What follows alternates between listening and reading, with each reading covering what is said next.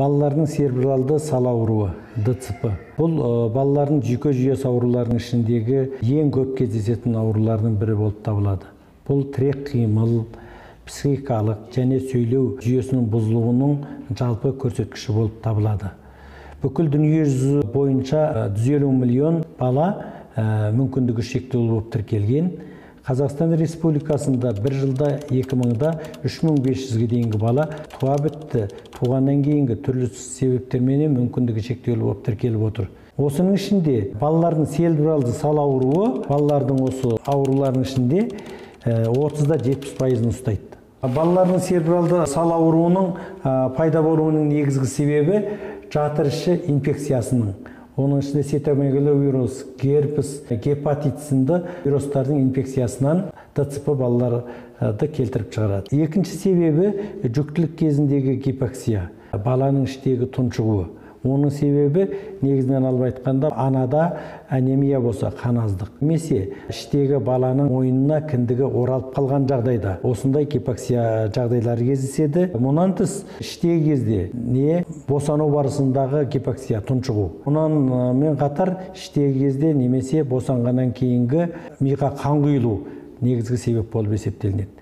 Ал іштегі кезде немесе босанғаннан кейінгі менингит энцефалопатия жағдайы болған жағдайда да ДЦП-ны келтіріп шығарады.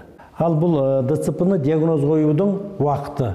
Ең ерте болған уақытта 4-5 айда ДЦП диагнозын қоюға болады. Бұл өте ауыр дәрежедегі ДЦП балалардың клиникалық белгілер негізінде балалар егропатологтары МРТ-ға жіберу арқылы, рефлекстерін тексеру арқылы диагноз қоя алады. Орташа болғанда 6-3 айда ДЦП диагнозын қоюға болады. Өте жеңіл дәрежедегі ДЦП балаларды 3 жастан кейін диагноз қоямыз. ДЦП балалардың енді түрлері көп, соның ішінде атонский астатикалық түрі өте ауыр болып есептелінеді. Ол тірек қимыл әрекетінің бұзылуы, тепе-теңдік сақтамайды. Жүйелі айтқанда, мидың мишық бөлімі зақымдар болғаннан кейін барып, пайда болған ДЦП-ның түрі болып есептелінеді. Біз ДЦП-ның спастикалық түрлі басқа түрлерін емдейміз. Соның ішінде осы атоникалық астатикалық формасы ең ауыр түрі болып есептелінеді. Ата-аналарға айтатыным, балалар егер туылғаннан кейін артқа сіресіп шалқаласа, қол-аяғының жаңағыдай тонустары қатты болған жағдайда, не болмаса түніменен ұйықтамай чырылдап жыласа, омырау ембесе, міндетті түрде участковый педиатрға көрсетесіздер.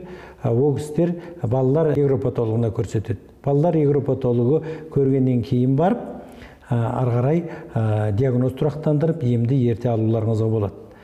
Ата-аналардың есіне көптеген ата-аналар бізге сұрақ қойып жатады. Менің балам вакцина қойғаннан кейін, енді жоспарлы вакцина, БЦЖ соларды қойғаннан кейін балам осылай ДЦП болды деп шағымдалып келіп жатады. Негізінен алып айтқанда, вакцина осы ДЦП ауруын тездетуге бірден-бір себеп болып отыр. Негізі баланың өзінде патология болған жағдайда вакцина қоюға болмайды. Сол себептен мүмкіндігінше баланың сау сәлемет өсуі үшін вакцина алудың алдында міндетті түрде балалар егропатологының алдынан өтіп, рефлекстерін қаратқызып, рұқсат бергеннен кейін ғана вакцина алғандарыңыз дұрыс. Егер жүйке жүйесінің зақымдар болуы жағдайы байқалып, оны клиникада белгілері білмейсіздер, маман ретінде дәрігерге көрсетпегеннен кейін барып вакцина алған жағдайда балалардың церебралды сал ауруын вакцина қойғаннан кейін тіпті тездетіп жетеді.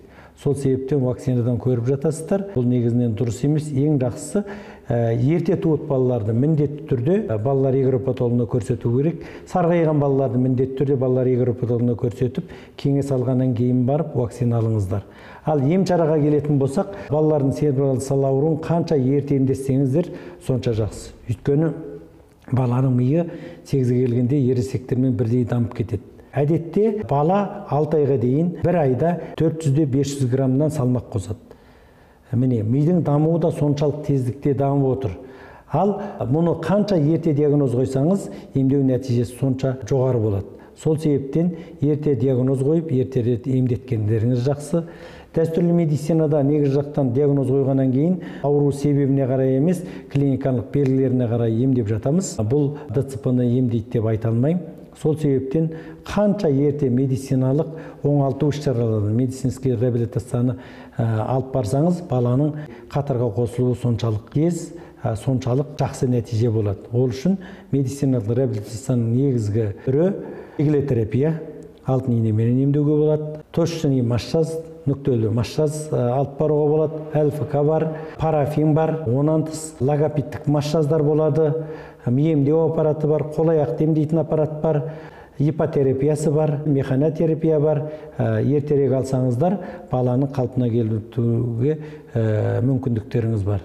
Бала ауырмасын, ауырған балалар болса, тезірек жазылып кетсін. Осы қысқада нұсқа беріп отырған сұхбатым балалардың сапалы ұрпақты дүниеге келтіруі үшін, ауырған балалардың тезірек жазылып, қатарға қосылу үшін кішкентай болса да білген білімімізді бөліспекшіміз. Алдағы жерде дендеріңіз сау, отбасыларыңыз аман болсын.